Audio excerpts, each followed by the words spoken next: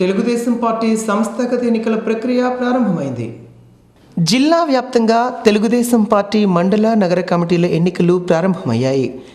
నగర పరిధిలోని 15వ వార్డు కమిటీ ఎన్నికల సమావేశం స్థానిక బర్మా కాలనీలో నిర్వహించారు. నగర పార్టీ అధ్యక్షుడు మాదారపు వెంకటేష్ అధ్యక్షతన నిర్వహించిన ఈ సమావేశంలో ఎమ్మెల్యే గుండు లక్ష్మీదేవి ముఖ్య అతిథిగా పాల్గొన్నారు. ఈ సందర్భంగా ఆమె మాట్లాడుతూ తెలుగుదేశం పార్టీకి కార్యకర్తలే బలమన్నారు. ఏ పార్టీకి లేని విధంగా కార్యకర్తలు తెలుగుదేశం పార్టీలో ఉన్నారని, పార్టీకి వెన్నుదన్నుగా ఉన్న కార్యకర్తల సంక్షేమానికి పార్టీ జాతీయ ప్రధాన కార్యదర్శి లోకేష్ కృషి చేస్తున్నారని అన్నారు. ప్రతి 2 ఏళ్లకు సంస్థాగత ఎన్నికలు నిర్వహించుకోవడం ఆనవాయితీగా వస్తుందన్నారు. నూతనంగా ఎన్నుకున్న నాయకులు కార్యకర్తల మనోభావాలకు అనుగుణంగా నడుచుకోవాలని సూచించారు.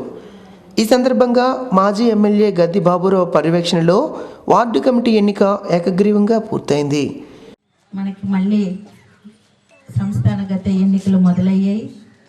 ఈరోజు మొట్టమొదటిగా 15వ వార్డు మంచి వార్డు, అందరూ చాలా మంచి వాళ్ళు ఇక్కడ. అందుకని ఇక్కడి నుంచి ముందుగా మొదలు పెట్టాలని ఈ కార్యక్రమాన్ని 15వ వార్డు నుంచి మొదలు పెట్టడం జరుగుతుంది.